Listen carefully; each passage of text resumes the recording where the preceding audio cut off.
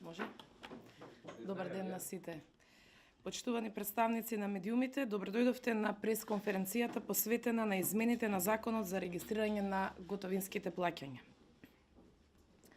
Со цел намалување на фискалната евазија, со измените и дополнувањата на Законот за регистрирање на готовинските плаќања, се пропишува законска обврска за приложување на фискална сметка кон сметката која што се сторнира. Ваквата обврска, иако досега беше уредена со подзаконски акт, сепак често не беше почитувана од повеќето даночни обврзници, поради што и се пристапи кон овие измени. Меѓу другото, со измените и дополнувањата се врши доуредување на законот во однос на неиздавањето на сторни сметки кај вршителите на промет на храна и пијалоци за конзумирање во рамки на објектот на давателот на услугата и обложувалниците. Имено, се пропишува временско ограничување од 15 минути за сторнирање сметка за пијалоци и храна во ресторани, кафулиња, дискотеки, а се пропишува и временско ограничување од 15 минути за сторнирање сметка и во обложувалници, како и приложување на фискална сметка кон сметката која што се сторнира. При издавање на фискална сметка ќе треба точно да се внесе начинот на плаќањето. Дали сметката ќе се плати во готово или со платежна картичка. Во случај на повторување на прекршоците од страна на даночните обврзници, со измените се пропишува и забрана за вршење на дејност во деловна просторија на определен временски рок. Во меѓувреме, на терен, досегашната пракса покажува дека трендот со сторнирани сметки продолжува. Ние, како управа за јавни приходи, ја следиме ситуацијата. Анализата покажува дека за 2 години има над 1 милијарда денари сторниран износ од вкупен промет од околу 17 милијарди денари. 14 милијарди 806 милиони 212.149 денари изнесува износот платен во готово и 2 милијарди 381 милион 899.780 денари е износот платен на друг начин, електронски или со платежни картички. УЈП ги контролираше следниве дејности, и тоа: специјализирани продавници и салони за продажба на мебел и опрема за осветлување и други предмети за домаќинство, специјализирани продавници за информатичка и компјутерска опрема, продавници за текстил, трговија на мало со спортска опрема во специјализирани продавници, продавници за игри и играчки, козметички салони, како и специјални продавници за часовници и накид, угостителски објекти, млечни ресторани, автомеханичари, продавници за автоделови и цвеќарници. Контролите покажаа дека се сторнира во повеќе дејности. На ваквата појава не се имуни ниту правните лица кои што обезбедуваат погребални услуги. Од тука произлезе и потребата од проширени контроли кои се уште траат и утврдуваат неправилности расчленети по даноци. Вкупниот наод со неправилности за сите даноци кај дел од обврзниците, точно 42, каде што имаше проширени контроли е со износ од 61 милион 807.797 денари.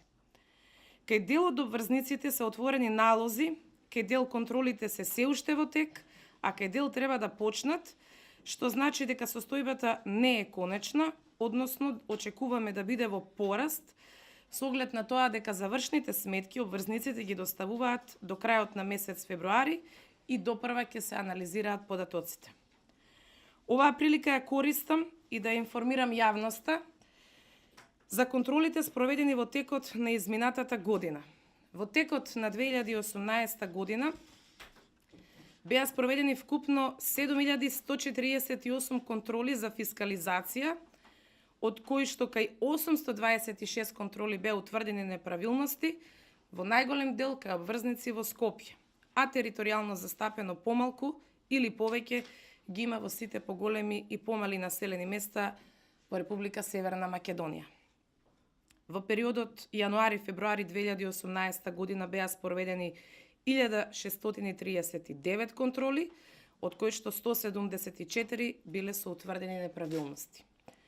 Додека во првите 2 месеци од 2019 година УЈП спроведе 268 контроли, од кои што 215 контроли се со утврдени неправилности, што представува 80% успешност во делот на лоцирањето на неправилностите, а тоа значи и редуцирање на контролите, односно насочување само таму каде што е потребно. И при овие контроли, најголем број на неправилности се лоцирани во Скопје, поточно 114. Со контролите беа опфатени повеќе региони и области: Тетово, Гостивар, Кичево, Дебар, Битола, Ресен, Охрид, Струга, Дојран, Штип, Берово, Виница, Куманово, Кочани, Пробиштип, Делчево, Свети Николе, Прилеп, Неготино, Кавадарци, Велес, Струмица, Гевгелија, Богданци, Радовиш, Македонска Каменица, како и сите делови на главниот град Скопје. При контролите за фискализација, најчести утврдени неправилности се неиздавањето на фискални сметки, односно користење на компјутерски сметки маркери како замена за фискална сметка, непоседување на резервен фискален систем на опрема, како и непоседување и неевидентирање на податоци во книга за дневен финансиски извештај и итна сметководствена книга. На крај на оваа пресконференција сакам да испратам порака до даночните обврзници кои се наши партнери и заедно сме во заложбата за економски стабилна држава. Целосното евидентирање на прометот преку фискалниот систем на опрема представува углед и имидж во јавноста, но и вашето лице како институциите ве гледаат. Почитувајќи ги правата и обврските во делот на фискализацијата, полесно и поефикасно ќе ги менаџирате и исполнувате обврските кон другите даноци. Злоупотребите во делот на фискализацијата значат и се потенцијални злоупотреби и за другите даноци. Ви благодарам. Повелете прашања. Да? Кога ќе се вратите ДДВ на граѓанските? Како? Кога ќе се вратите ДДВ граѓански? На физичките лица? Таа реформа, односно тој проект, како што најави вчера и премиерот на владата на Република Северна Македонија, ќе почне од 1 јули 2019 година. Во тек се подготовките заедно на Управата за јавни приходи и Министерството за финансии. Од оваа година нели ќе издавате предполнети даночни пријави, дали веќе почнавте, знаеме дека имате многу работа? Значи, обврската на Управата за јавни приходи е предпополнетата годишна даночна пријава да ја достави до физичките лица до крајот на април, а физичките лица да ја потврдат или да ја коригираат до крајот на месец мај. Доколку некој од физичките лица не го направи тоа, односно не направи нити корекција, нити потврда, ја сметаме за конечно таа предпополнета годишна даночна пријава и стигнуваат огромен број на прашања во Управата за јавни приходи до кога треба да се поднесат годишните даночни пријави. Повторно апелираме до граѓаните и ги информираме дека овој пат, односно од оваа година, обврската веќе за поднесување на годишна даночна пријава ја има Управата за јавни приходи во име на граѓаните на Република Северна Македонија. Имате бројка колку управата поднала до сега електронски до граѓаните за да ја потврдат? Не, затоа што се уште ги докомплетираме податоците.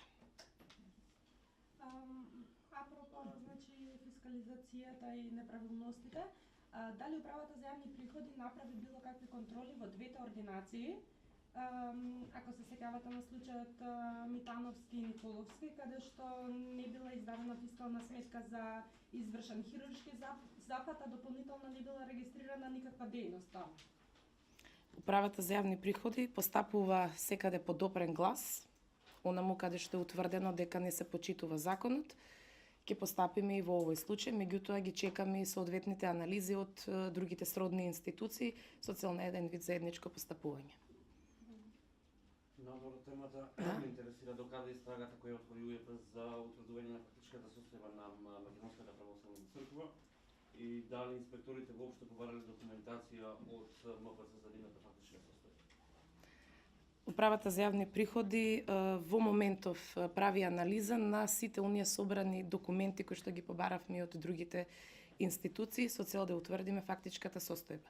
Сето она што плюс би го додале на оваа тема ќе представува откривање на нашето даночно работење, сепак сме обврзани да се стремиме кон една даночна тајна согласно Законот за даночна постапка.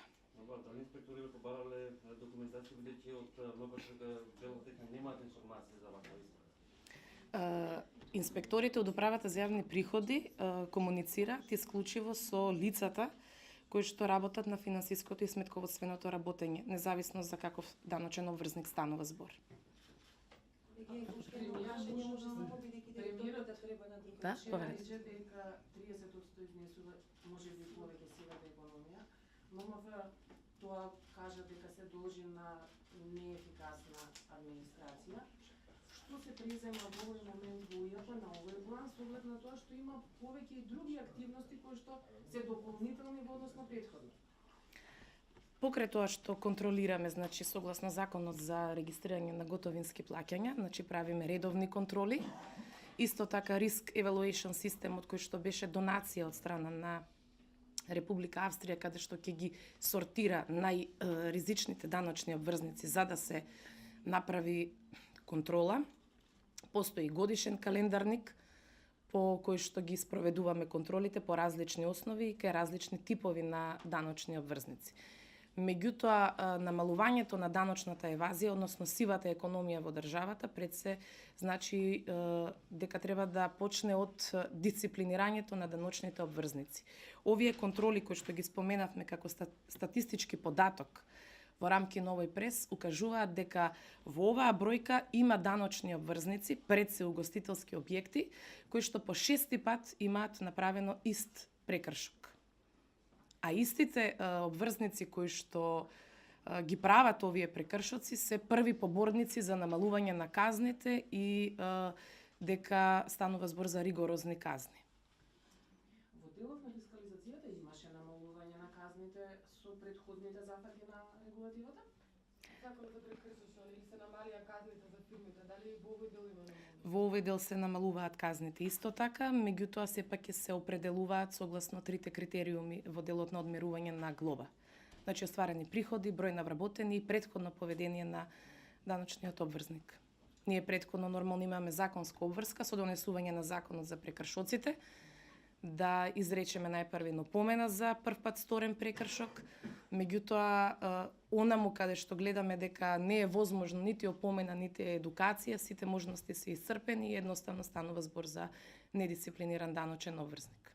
Очекувате ли да се подобри фискализацијата после 1 јули очигледно, бидејќи сите ќе барат фискални сметки? Да, затоа што секој граѓанин, вклучително и ние сите овде, ќе бидеме веќе инспектори и ќе пазаруваме онаму каде што ќе се издаваат фискални сметки, онаму каде што нема да се издаваат фискални сметки, за да некој си оствари поврат 15% на ДДВ, секако дека нема да пазарува таму. Може ли да објасните како ќе изгледа тоа? Како пластично да објасните? Премиерот Зајчира кажа дека го биде преку телефон.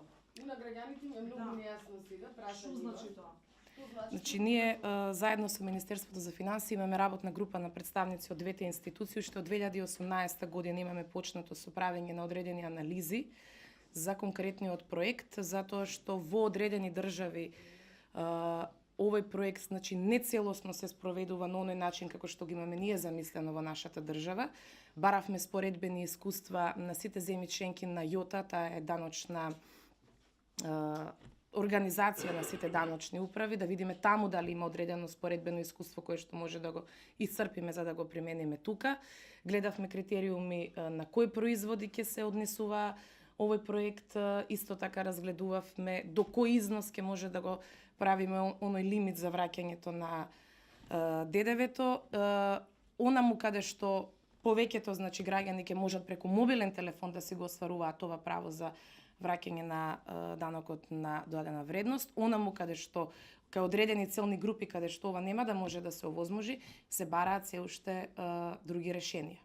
Како ќе изгледа тоа? Ќе има апликација на УЈП и ќе ја внесе? Значи во моментов не можеме да дадеме никакви конкретни информации затоа што се уште разговараме и кога ќе ги имаме конечните информации, конечниот предлог, ќе излеземе во јавност и врз основа на тоа ќе граѓаните ќе бидат запознаени.